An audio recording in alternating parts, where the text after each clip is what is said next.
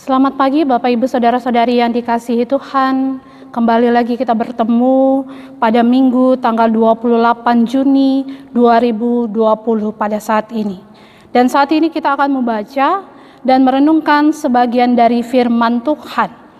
Namun sebelumnya mari kita satukan hati kita berdoa mohon bimbingan Roh Kudus. Mari kita berdoa. Segala puji dan syukur kami naikkan kepadamu ya Tuhan di pagi hari ini. Dengan kekuatan, kesehatan, terlebih dengan nafas kehidupan yang Tuhan masih boleh percayakan kepada kami. Sehingga di pagi hari ini kami umat-Mu boleh ada bersama-sama di dalam keluarga kami masing-masing untuk kembali membaca dan merenungkan sebagian dari firman-Mu ini. Bukakanlah pikiran, pendengaran dan hati kami, dan terangilah dengan Roh Kudus-Mu, sehingga kami mampu mengerti dan memahami akan firman-Mu ini, serta kami boleh dapat melakukannya dalam kehidupan kami hari lepas hari. Berfirmanlah ya Tuhan, karena kami anak-anak-Mu siap untuk mendengarkannya. Di dalam nama anak-Mu Yesus Kristus, Tuhan dan Juru Selamat kami yang hidup. Amin. Bapak Ibu Saudara-saudari yang dikasihi Tuhan, pembacaan kita pada pagi hari ini terambil dari kitab Mazmur pasalnya yang ke-136. Mazmur pasalnya yang ke-136 bait ayatnya yang pertama hingga ayatnya yang ke-26, tetapi kita akan membacanya pada ayatnya yang pertama saja yang menjadi penekanan pada pembacaan kita pagi hari ini. Di mana firman Tuhan katakan, bersyukurlah kepada Tuhan sebab Ia baik, bahwasannya untuk selama-lamanya kasih setianya. Demikian pembacaan Alkitab. Yang berbahagia ialah mereka yang mendengar dan yang melakukan firman Tuhan itu dalam setiap hari, di dalam setiap kehidupan mereka masing-masing. Terpujilah nama Tuhan Yesus Kristus. Haleluya. Bapak Ibu Saudara-saudari yang dikasihi Tuhan, bila kita melihat Mazmur ini dikatakan mengekspresikan rasa terima kasih, mengekspresikan sukacita, kedamaian dan kenyamanan yang dialami oleh manusia melalui berbagai tindakan pemeliharaan, pembebasan, keselamatan dan partisipasi Allah. Dan ini terjadi dikatakan setelah pemazmur membuat kilas balik ke sejarah.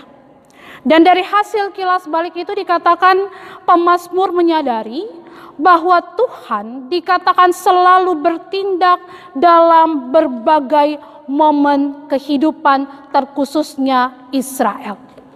Dan itulah saat yang dikatakan dengan penuh syukur diakui.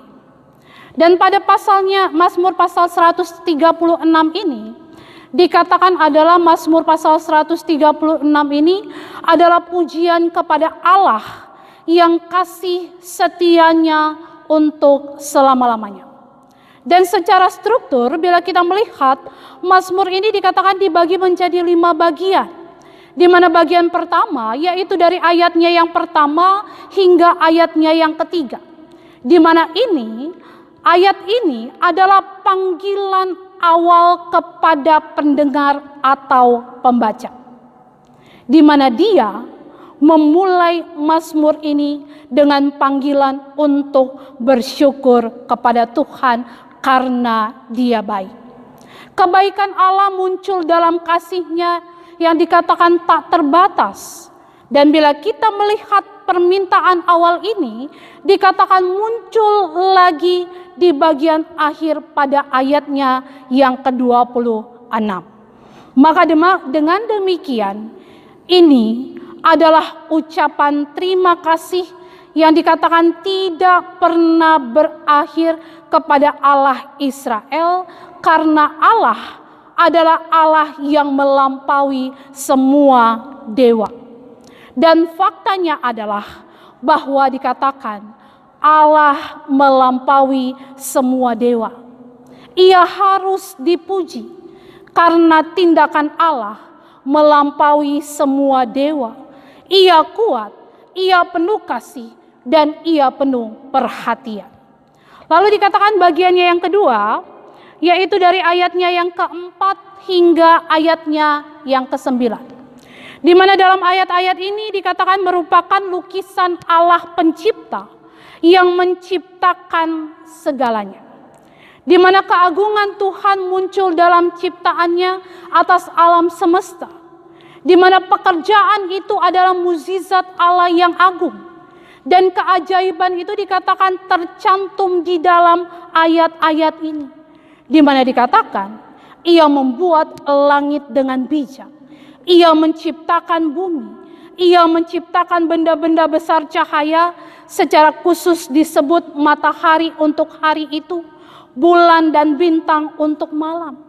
Di mana semua ciptaan itu mengingatkan kita bahwa di balik semuanya itu ada Allah.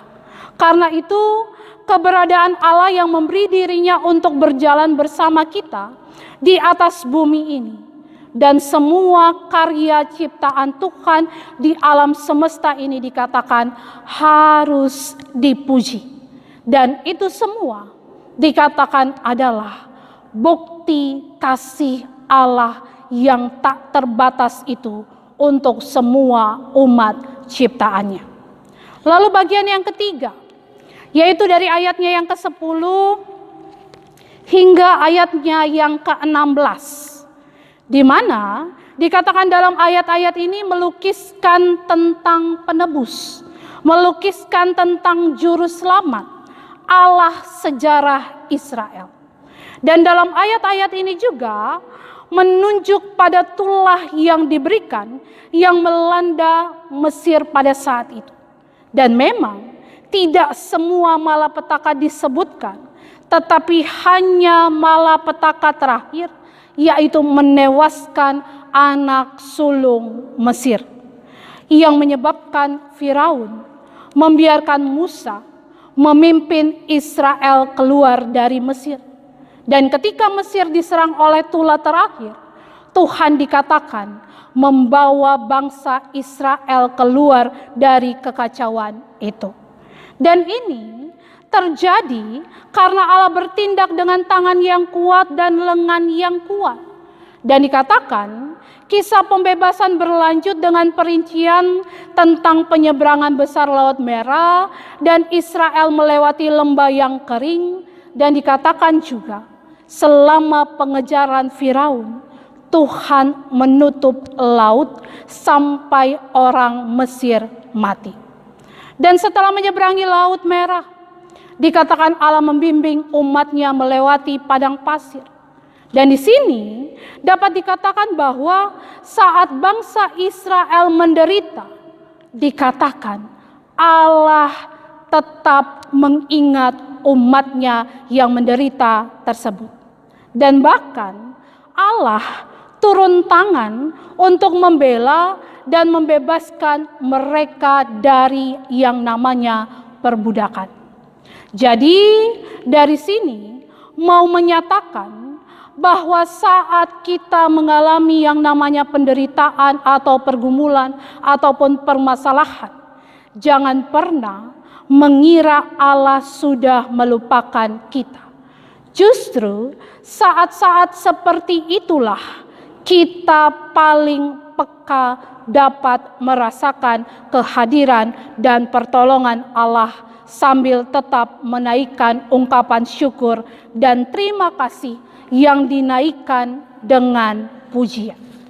Lalu bila kita melihat bagiannya yang keempat, yaitu ayatnya yang ke-17 hingga ayatnya yang ke-22, di mana ini melukiskan kependudukan tanah perjanjian sebagai tujuan akhir dari perjalanan Mesir.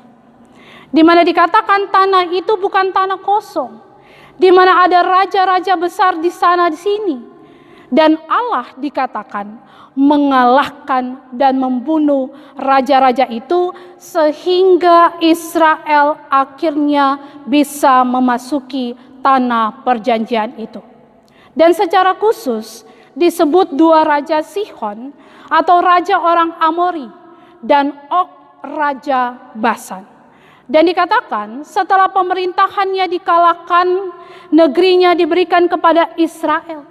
Dan dengan kesemua yang dilakukan ini, bagaimanapun mereka semua dikatakan harus mengucap syukur dan berterima kasih atas penyertaan Tuhan dalam kehidupan mereka. Lalu bagian yang kelima, yaitu ayatnya yang ke-23 hingga ayatnya yang ke-26. Di mana pada ayat-ayat ini adalah gambaran lanjutan tentang Allah yang mengatur kehidupan manusia. Di sini mungkin berpikir bahwa begitu mencapai tanah yang dijanjikan, maka pekerjaan Allah bagi umatnya selesai. Tentunya tidak, karena dalam ayatnya yang ke-23, di situ kita melihat bahwa Allah mengingat Israel terus-menerus. Dia tidak melupakan mereka. Tuhan membebaskan mereka secara terus-menerus dari semua musuh. Di mana Tuhan memberi roti terus-menerus. Di mana setiap hari untuk semua makhluk. Dan ini berarti bahwa Tuhan tidak pernah berhenti memperhatikan semua makhluk hidup termasuk manusia. Jadi mau dikatakan bahwa saat permulaan dimulai harus dengan panggilan bersyukur.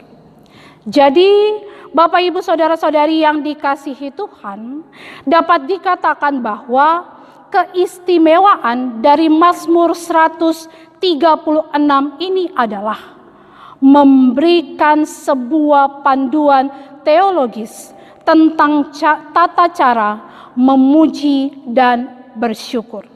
Dan dalam hal ini, pujian dan ucapan syukur yang dinaikkan ini dikatakan harus dilandasi dengan kesadaran dan pengakuan tentang Tuhan adalah sebagai satu-satunya Allah.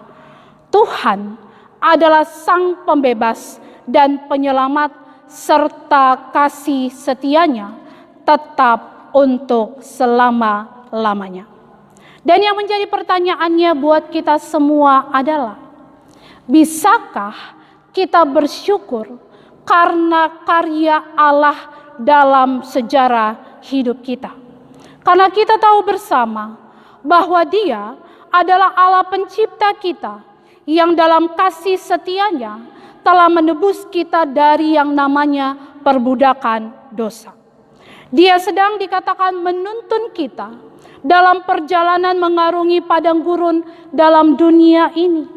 Dan suatu hari kelak kita akan menikmati tanah perjanjian yang kekal. Peristirahatan dari semua pergumulan hidup kita.